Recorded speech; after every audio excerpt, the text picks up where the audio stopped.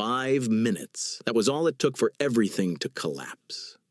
Representative Joe Neguse entered the hearing with just 2 questions and a video. No dramatic moment, no showmanship, just a simple entrance. And in less than 5 minutes, the U.S. Attorney General completely collapsed. This wasn't because Neguse was aggressive or caught him off guard with tough questions. He collapsed because Neguse asked a basic question you might see on a first-year law school exam, and he couldn't give a clear answer. When Neguse tried to continue speaking, Bondi said something no one in congressional hearings history has ever said to a congressman: "You can't get your time back." Read that again. A witness, someone who came to answer questions, told a congressman he couldn't control his own speaking time. This isn't a legal argument or a procedural objection. It was a power play, and it backfired immediately. Let's go back to how we got to this point. This was an incident at the House Judiciary Committee on February 18, 2026. The hearing had been going on for hours. Bondi had sparred with Racine, dodged Goldman, and exchanged barbs with Liu. His game plan was obvious to everyone watching. When a tough question came, he quickly changed the subject. He talked about Biden. He talked about Merrick Garland. He brought up crime statistics in the questioner's district. He had learned to defend himself well in tough moments. Then it was Neguse's turn. Neguse. He is a Democratic leader and served as a prosecutor in the impeachment trial. He is one of the sharpest lawyers in that building. Throughout the hearing, he watched Bondi repeat the same moves over and over. But he was prepared for the one thing Bondi couldn't avoid: Bondi's own words, his own record, his own hires.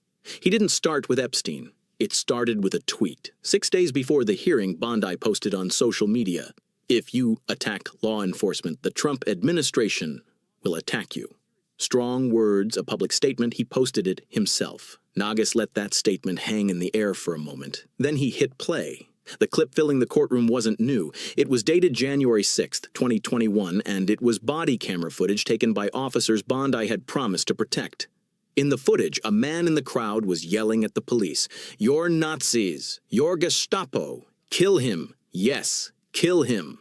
That man's name was Jared Wise, a former FBI agent. An agent, and since last summer, a senior advisor in Pam Bondi's Department of Justice. Think about that for a second. The Attorney General who wrote, "If you attack law enforcement, we will attack you," had watched footage of her own employee yelling, "Kill him," at Capitol Police on January 6th. The cameras had caught his face. There was no escape. Neguse kept his voice calm, almost soft.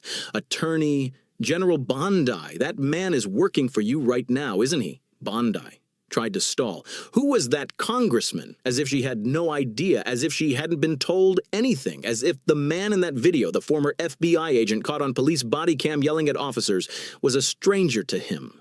Neguse didn't hesitate. He stated it plainly.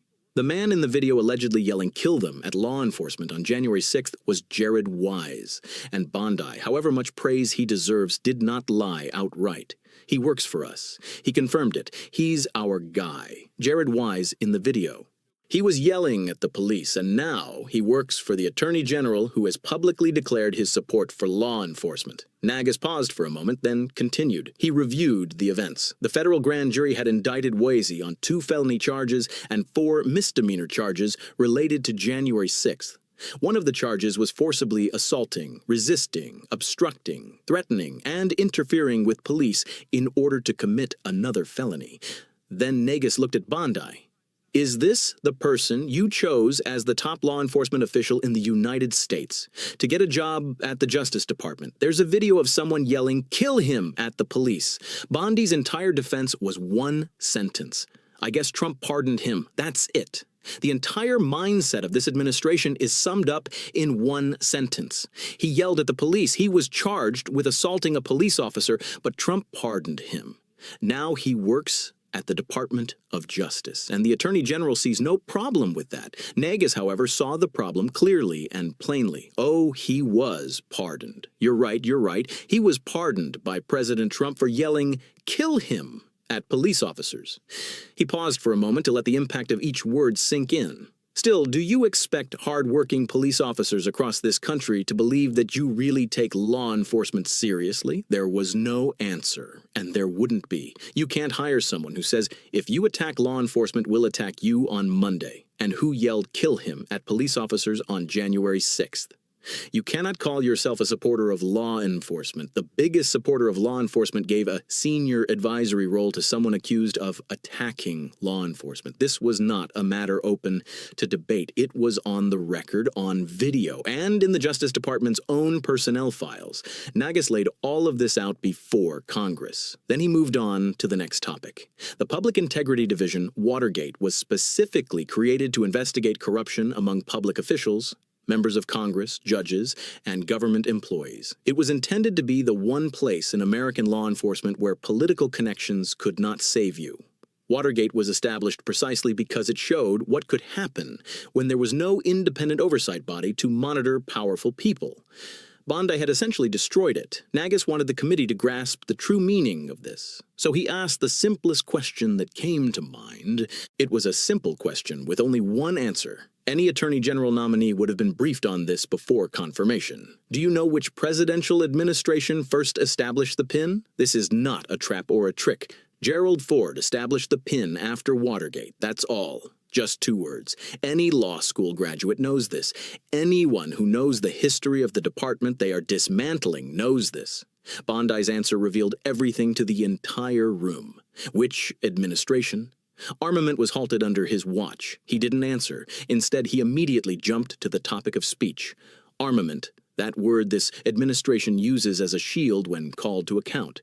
The Justice Department was disarmed.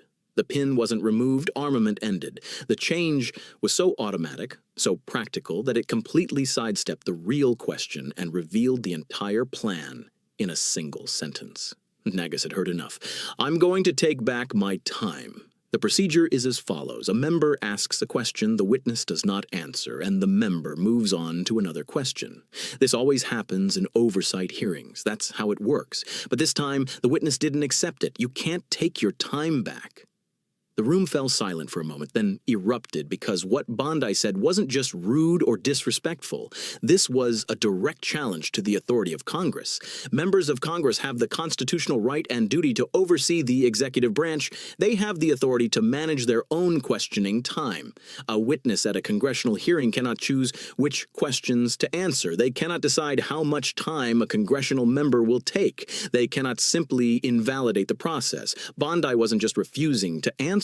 He was demanding the right to refuse openly, on camera, for the whole country to see. Russian immediately intervened. He addressed President Jordan directly. Mr. President, I have something to explain to you. He managed to take back his time. His voice was calm, but you could tell he was serious because what Bondi was doing was not just rude behavior. It was either a complete misunderstanding or perhaps a complete refusal to follow how the hearing was supposed to proceed. The roles in that room were clear. Neguse asks the questions. Bondi answers. Bondi does not decide what will be asked. Bondi does not decide how long the answers will take. Bondi does not decide when the questioning will end. Everyone in that room understood this. Jordan understood.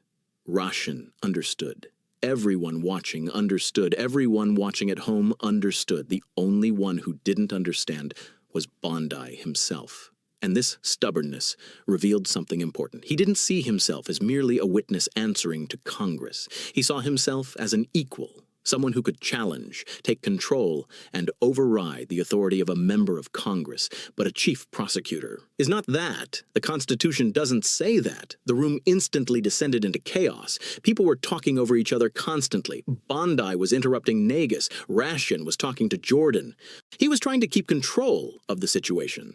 At one point, Jordan even offered to answer Neguse's questions himself, which said a lot. And throughout this whole process, Neguse remained completely calm. When the noise subsided enough to talk, he did something much more powerful than giving any answer. He calmly answered the question himself. That's right. When the PIN was established, the president was Gerald Ford. This was after the Watergate scandal. I'm not asking you a question, Mr. Attorney General. I'm telling you It was Gerald Ford. He stepped forward and answered the question he had avoided because someone had to set the record straight. The committee couldn't allow the Attorney General's evasive answer to be the final word on the history of a department he had dismantled. Because the truth matters, even if the person who should protect it doesn't accept it. Neguse got to the point. The National Cryptocurrency Enforcement Team had been shut down while Bondi was in office. "How many people are working there now?" he asked. Bondi refused to answer. Neguse already knew why. He turned to President Jordan. "It would be better to ask the president these questions. These are not trick questions or trap questions. They are simple questions about how the Justice Department operates, and the Attorney General's refusal to answer them honestly speaks volumes." He went even further when a congressman asks how many people are working. The National Cryptocurrency Enforcement Team and the Attorney General don't answer because he shut down that team. So why did he do that? His boss made $1.44 billion last year thanks to cryptocurrency. Then he turned to Jordan and said that what was happening at the Department of Justice was a complete disgrace, Mr. Chairman, and he asked to take control of the hearing.